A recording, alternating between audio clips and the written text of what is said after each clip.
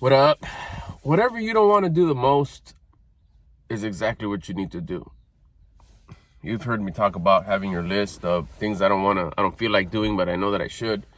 But you should also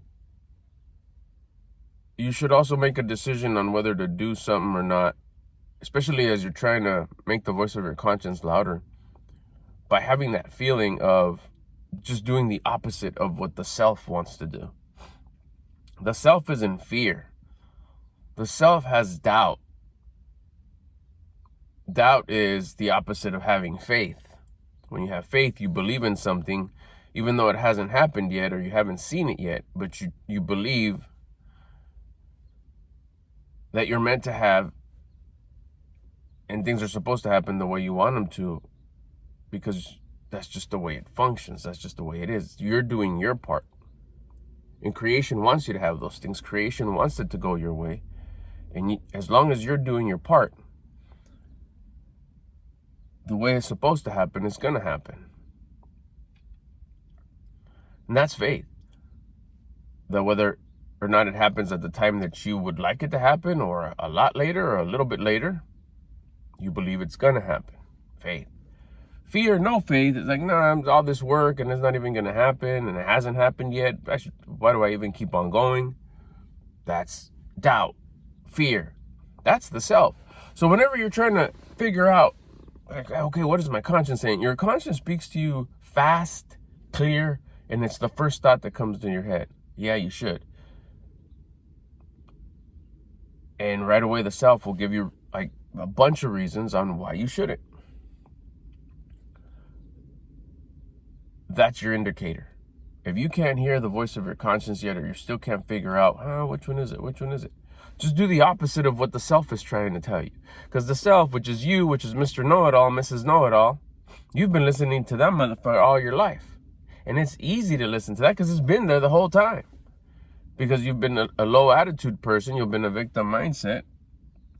You have no connection with your conscience. You don't know what it sounds like. You're always pleasure chasing. You're always avoiding discomfort. So you're really good at listening to the self, because the self all wants to do is avoid pain, avoid discomfort, and enjoy instant gratification. So since you're really good at listening to that, it's clear, it's there, it's always on the up and up giving you answers. That's it. That's just it. Just do the opposite of what that's telling you to do. Don't record this video. You don't even have a subject. It's gloomy. Things haven't been going your way. You're feeling guilt. We're feeling sad.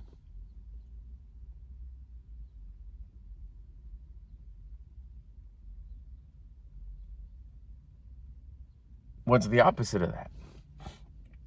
Record the video. I have faith that I'll come up with a title and I'll come up with a subject. Matter of fact, let's talk about not wanting to record the video. Things are going exactly the way they're supposed to be going. Because I know it'll come at the perfect time. I just need to weather the storm. How long is a storm? Could be 100 years. Fuck it, let's go. What? Make it 2. Shit. I ain't stopping. Till the wheels fall off. Till the last breath. What's my alternative?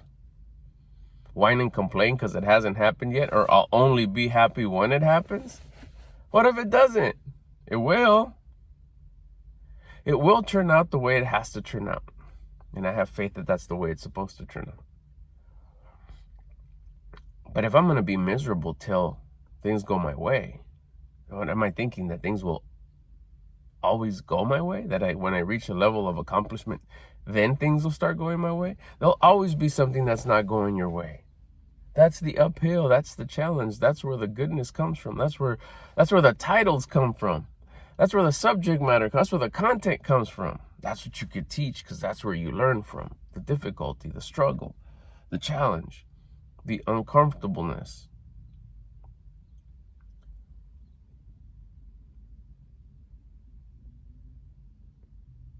When you feel sad about something that happened, you feel grateful that it was great before it happened. It was wonderful before it happened. If you lose something or someone, of course, it's supposed to be sad. But that means it was wonderful while it was here. There's going to be a period of like just gathering yourself. Of course there is. That means that thing or those people or that scenario, that situation, that chapter of your life was a beautiful chapter. If it was a shitty chapter, you'd have relief that it was over. But it was a great chapter. So you are going to feel a little sad. That's normal. You should be grateful that it was a beautiful chapter. Now enjoy the new one, because that one's going to be over before you know it too. But yeah, take a moment. It's all right to take a moment to feel that, like, oh man, why not? But turn it around as quick as you can. Don't force it. Let it happen organic like the planet. But at the same time, continue to feed yourself like, yeah, it was a beautiful thing. It was a beautiful thing. It was awesome. It was a good experience. A lot of great memories. That was great. Wow, remember this, remember that. That was awesome. Now let's enjoy this chapter.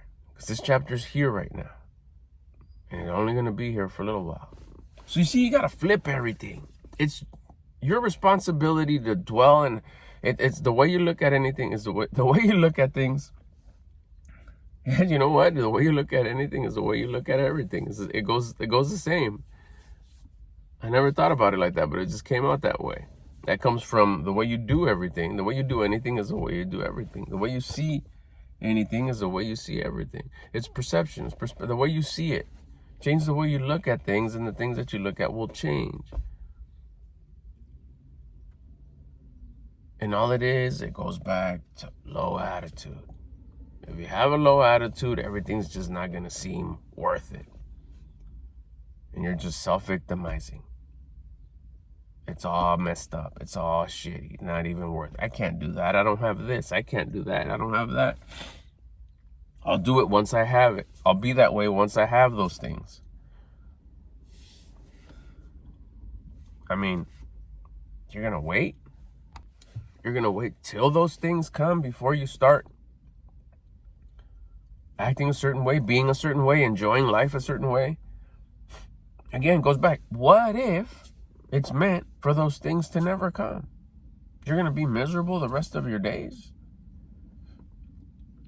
Are you going to keep on going and enjoy the process as much as you can and know that you're doing your work? Because maybe whatever you want, you're going to get something better that's going to come in from this side when you've been pouting and waiting and whining and complaining because it hasn't came from this side. Because you know, but remember, you're Mr. Know-It-All. You think it's going to come this way.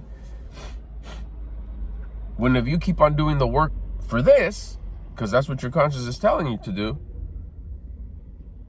but the prize comes from this side in a different shape that's bigger than the one you were expecting. But you don't know this. Because you're just an actor in the movie. You're the main character.